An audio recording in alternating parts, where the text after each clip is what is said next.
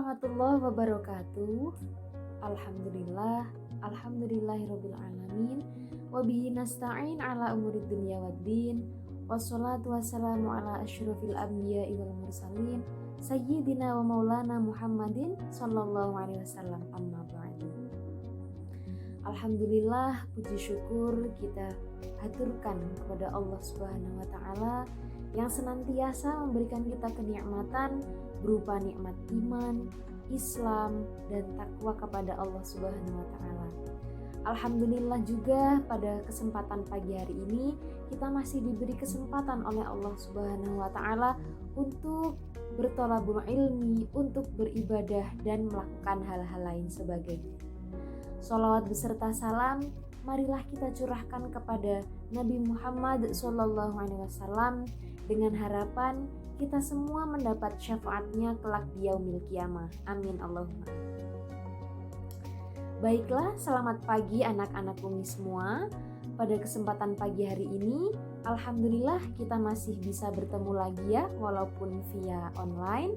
Akan tetapi semoga manfaat dan berkah dari Allah Subhanahu wa taala tetap terlimpah kepada kita semua. Amin, amin ya rabbal alamin. Baik, pada kesempatan pagi hari ini kita akan terus melanjutkan tentang adabiyah kepada kedua orang tua atau tata krama, sopan santun kita sebagai anak kepada kedua orang tua. Kemarin kita sudah membahas yaitu nomor 1 sampai nomor 6. Pada kesempatan pagi hari ini Umi akan menjelaskan poin dari nomor 7 sampai dengan nomor 10. Oke, yang nomor 7 adalah ketika kedua orang tua kita di rumah sedang ada tamu, kita sebagai anak itu harus hormat. Kita sebagai anak harus tetap menunjukkan sikap yang santun, akhlak yang mulia atau akhlakul karimah. Contoh, ayah sama bunda di rumah ada tamu nih, kok kita lari-larian? Itu sopan apa enggak? Nah, yang tadinya tamu itu mungkin sedang membicarakan hal penting atau lain sebagainya, kita lari-larian itu kan jadi bising ya, kurang tenang suasananya begitu. Jadi kita harus tetap santun, sopan, berakhlak karimah. Ketika kita diizinkan untuk bersalaman dengan tamu tersebut, kita harus nurut begitu. Jangan kok malah main HP terus umpama, jangan kok malah enggak mau main aja umpama. Nah, jangan begitu ya. Kita harus menunjukkan sikap yang akhlakul karimah atau berakhlak yang baik, berakhlak yang mulia. Karena apa? Sejatinya dengan kita bersopan santun, dengan kita berakhlakul karimah kepada orang lain atau tamu tersebut, kita juga menjunjung nama baik kedua orang tua kita gitu. Jadi harus sopan ya, jangan nakal. Oke. Baik, yang nomor 8 adalah ketika orang tua kita memerintah asal dengan catatan bukan perkara maksiat, kita harus nurut dan melaksanakan hal tersebut dengan ikhlas. Jangan kok malah umpama ayah sama bunda suruh sholat, ayah sama bunda suruh hafalan, ayah dengan bunda menyuruh kita atau memerintah kita untuk belajar. Nah, itu kan semua perkara baik ya. Jadi jangan kok enggak nurut, jangan kok malah mengelak. Nah, itu tidak baik. Kesimpulannya, kalau orang tua nyuruh kita dengan catatan bukan perkara yang buruk, bukan perkara yang dilarang oleh agama Islam, kita harus nurut. Kita harus, kalau bahasa Jawanya itu manut. Ya. Oke, itu nomor 8. Baik, untuk nomor 9 adalah kalau kita pengen apa? Pengen ini, pengen itu jangan berlebihan ya. Jangan kok, "Ma, aku mau beliin ini dong. Wah, aku mau beliin ini dong. Ayah, bunda mau ini dong." Nah, jangan seperti itu. Karena apa? Orang tua itu lebih adil. Orang tua itu ayah bunda itu lebih tahu mana yang jadi kebutuhan anaknya. Maksudnya gimana Umi? Contoh, di rumah Ananda punya kakak atau punya adik. Nah, begini contohnya. Kakaknya ini sudah kelas 5. Kalau sudah kelas 5, kita nulis dengan pena ya atau dengan pulpen. Sedangkan umpama Ananda di rumah masih kelas 1 atau masih kelas 2. Itu kan masih dianjurkan untuk menggunakan pensil. Kok kita sebagai anak kelas 2, ayah, bunda, Ade mau ini juga dong, mau pulpen juga, mau pena juga, mau tip X juga, contoh. Itu kan belum menjadi kebutuhan kita. Nah, itu masih menjadi kebutuhan kakak.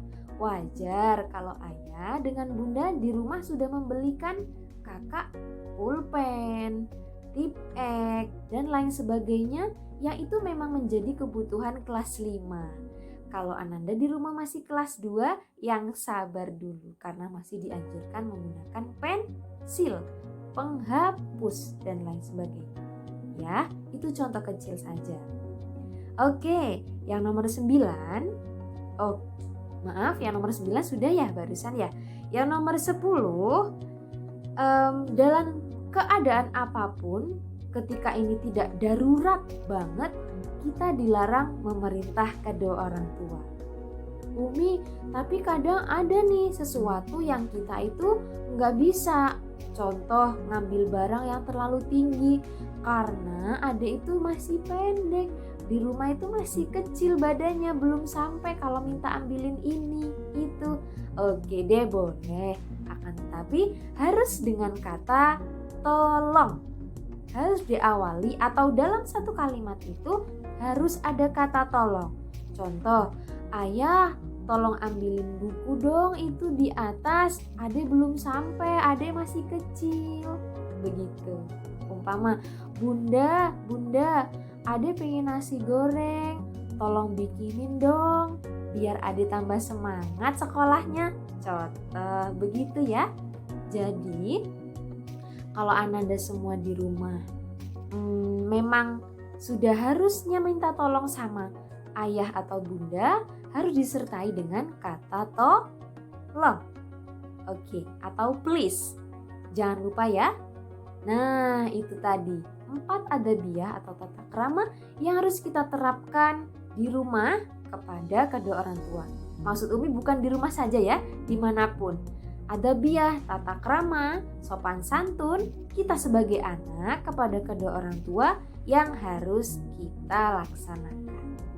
Baik, semoga bisa difaham ya. Nah, baiklah anak-anak Umi semua yang solih dan solihah, boleh nih kalau mau ambil pena karena Umi mau ambil kesimpulan dari pertama kali kita belajar tentang adabiah atau tata krama kepada kedua orang tua. Yang nomor 1 adalah diam ketika orang tua sedang memberi nasihat. 2. Tidak boleh membantah kedua orang tua. 3. Menunjukkan wajah yang ceria. 4. Bertutur kata dengan sopan. 5. Membantu kedua orang tua tanpa diperintah dan tanpa mengharapkan imbalan. Yang keenam, dilarang mengambil barang atau benda milik orang tua tanpa izin.